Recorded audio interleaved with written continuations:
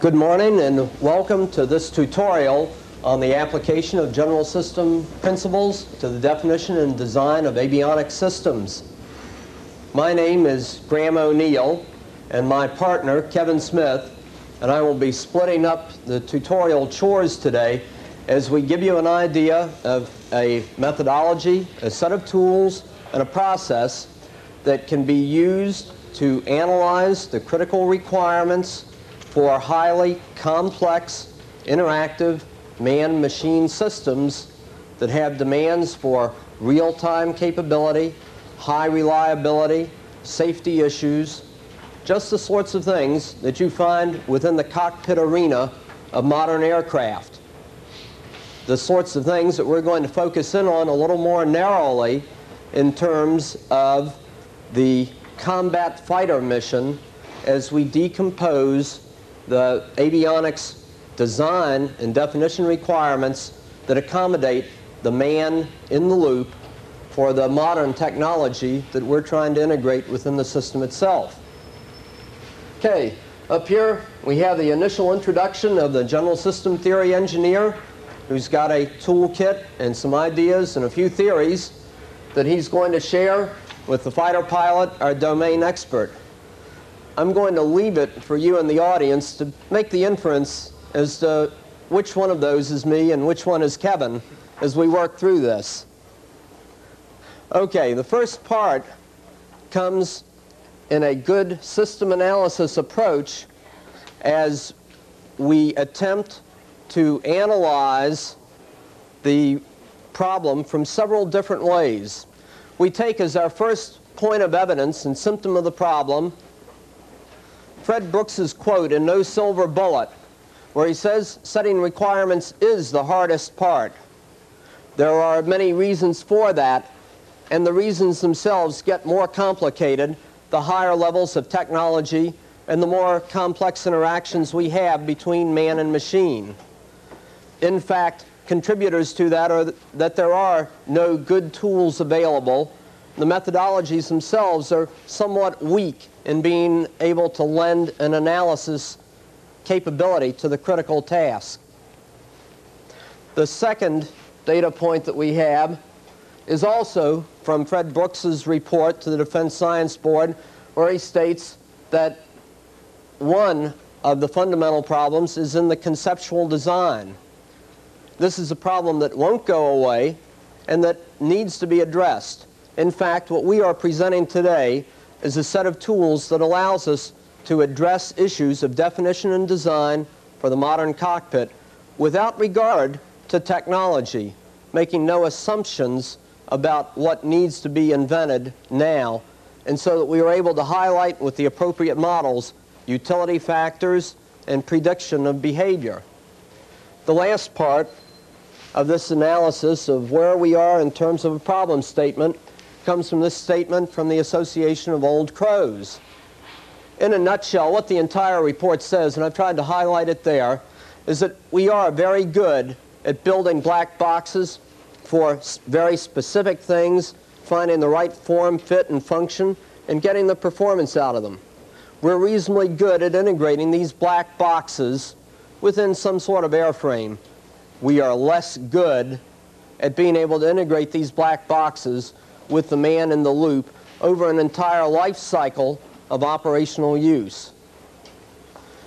Now, what we're going to do today is cover this outline. We've had the problem statement. I'm going to give you a quick perspective on what principles of general systems theory we're going to apply and how as we develop the models that we go through. Next, we'll decompose the mission to get some insights into where critical areas are. Then we'll use the three types of models that we propose in the analysis of those. Lastly, before the break, we take a look at critical task analysis, where we focus on issues of decision processing and the way we determine what needs to be automated. Lastly, after the break, we run through our allocation of functions, the assessment of the model utility, take a look at what sort of concepts lend themselves to accurate and precise information presentation to the crew in a way in which they are able to perform their mission with the maximum probability of success. The summary and wrap-up will be about 5 minutes or so, and we'd like to entertain any questions at that time. What we've done is we've taken some of the mainstream theories out of general systems theory that von Bertalanffy and others pioneered and wrote about in the 30s and 40s, and combined them with some theories from other aspects of the behavioral and mathematical sciences themselves. We took factor and function analysis from the psychological theories, specifically looked at hierarchical functions, and used that to decompose our mission into discrete pieces. We applied some of the knowledge that we've gained from teaching tactical fighter warfare schools, tactical reconnaissance schools, to augment that in a domain manner. The decision theory from the economic sciences we realized as not being sufficiently complete. We've augmented that with some theories from the cognitive science side, particularly in the areas of formulating alternatives for evaluation using decision theoretic techniques, and use that to derive our critical task analysis of the pilot workload within the cockpit to perform the mission. Information theory we recognize as also needing some augmentation, and here we talk about the mechanisms for processing information that are more distinctly human than the computer-based ones. And we use that to take a look at both the information requirements and the information processing that is required to perform the mission. The mathematics of multidimensional analysis, we use the concept of multi-attribute utility theory to evaluate from several different points of view the function allocation between man and machine, and include the possibility of blended or shared intelligence responsibilities within these systems. Lastly, cybernetics, we focus on the system control and use that to focus the channel of information necessary to the crew to maintain control of this complex system.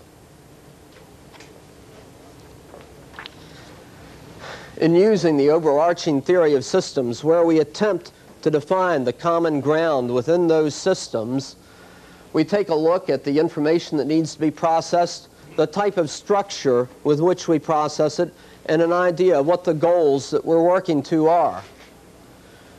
This lists out the various mathematical theories that we've attempted to evoke within this to formulate the 3 models that we're going to focus on today in the mission decomposition and in the definition of what these systems look like.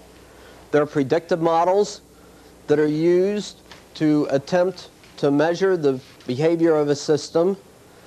There's the utility assessment model and the functional allocation.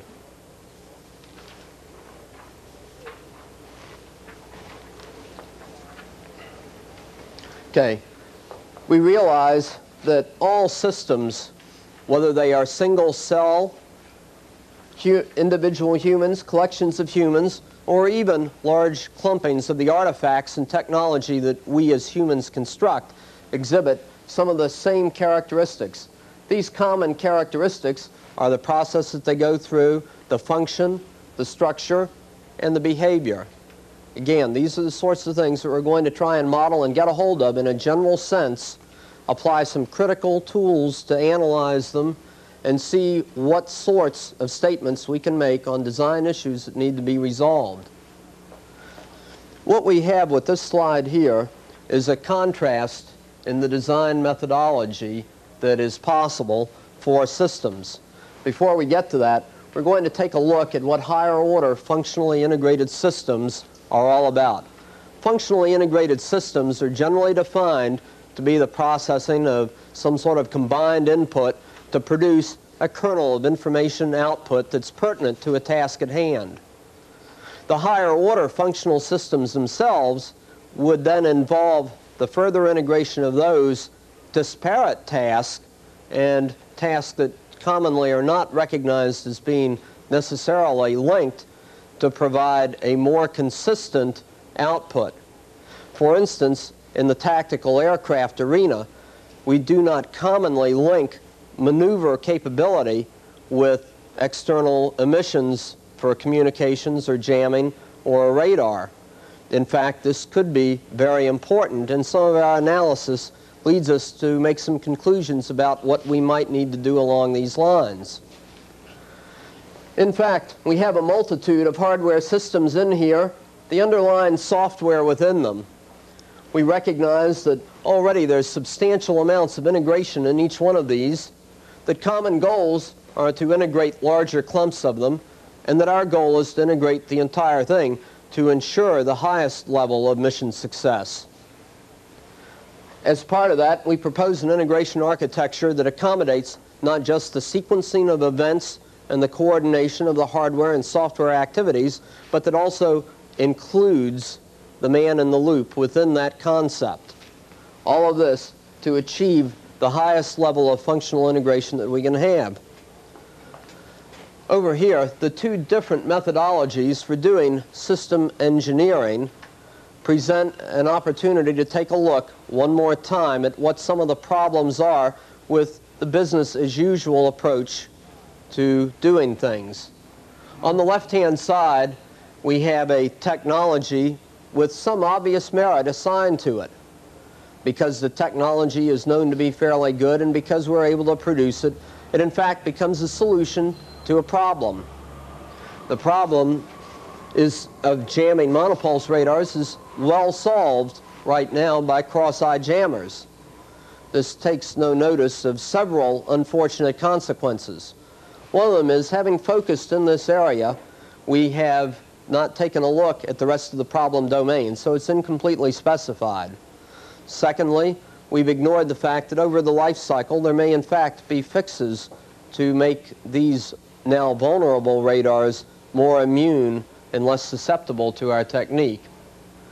Thirdly, because of the fact that no models are necessary for the prediction of behavior, they haven't been developed, so alternatives have never been fully examined. And the last important consequence of it is the human one. Sooner or later, somebody's going to recognize that when you put this sort of jammer in the aircraft, that you're going to need to provide at least a little bit of human control. Typically, what you get is a switch that says another switch in an already dense cockpit that's going to say off, standby, and repeat. This is going to impose a higher workload burden on the crewman, because now he's going to have to know under what conditions, under what rules, under what tactical situation, under what advantage conditions he's going to want to employ this or not to employ it. The second half of that slide on the left, on the right rather, shows what we're taught in the schools and universities, what in fact the military standards have to say is the process, where we take a look at the problem domain from a complete statement, develop fully our system, focusing on what some of the nonlinear and highly dependent variables are going to be, further decompose that system definition into the subsystems, continually being aware of the interplay within them. In fact, in order to do that successfully, one of the things that is necessary is a set of predictive models that allows you to critically analyze the information flow from one stage to another.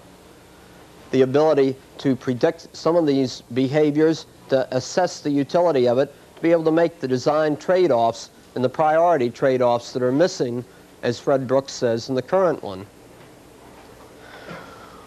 What we're going to work through today is a real-life problem. Kevin's got a videotape that we're going to take a look at in a couple of minutes. It's going to show a problem that arises in the cockpit from a poor pilot vehicle interaction design, poor coupling with the aircraft, with the systems themselves. So we have a mission objective. We define a mission task here, which is to determine an optimum countermeasure tactic plan, realizing it has two parts, maneuvers and countermeasures, and that they are in fact coupled. This generates a system requirement with 6 conditions on it. We're going to analyze these 6 conditions in a slightly different way than normal by focusing on mission task, information requirements, and criticality factors. Using the results of that, we then define candidate maneuvers and candidate countermeasures in a generic sense. That's non-technology based. Because it is a higher order functionally integrated system, we need to establish the correlation factors between these two so that they can be effectively combined. Need to dynamically assess what these integrated capabilities are, define the system requirements in a variety of manners that are common to the industry today. We establish a system concept definition for a narrow slice of the system that we're working on today, and then make the assignments to the appropriate groups of sensors, processors, and overlay our model of an optimized set of rules. Okay, all this is just a preview of what we're actually going to take up over the next 2.5 hours based upon an example that we're going to have. In order to do this, we find that we need to develop an operational requirements data package. This data package then is going to focus on these 4 areas that we see up there. Every program out there today signs up for this sort of statement, and it has these sorts of appendages to it that everybody's going to do. In fact, we focus on some key operational concerns within the process that we've got. They're clearly interrelated here in that task loading is referenced back to enhanced situation awareness, reduce workload, improve management of tactical information and coordination. There's great cross-coupling between these two things. What we really need to develop then is a requirements generator where we can input the specific operational concerns that we develop through this analysis and take a look at the design concepts themselves. What we're postulating then is a set of good requirements tools. Here's the general system engineer now approaching with a ratchet to turn the crank. The toolbox right there explodes into something that looks like this. We put together a structured package. We're going to take a look at the processes and models here. These are the information requirements for input, output, the mechanism and control on it that we're going to take up for the next 2.5 hours. I'd like to introduce Kevin now, and we'll get started taking a look at a real-life G-induced loss of consciousness situation in a modern aircraft, which leads to mission failure because of loss of situation awareness. That's one of these key operational concerns we've been talking about. We're then going to decompose the mission itself and take a look at several key factors along the line of decomposing the mission and critically analyzing the task within it. Okay, Kevin?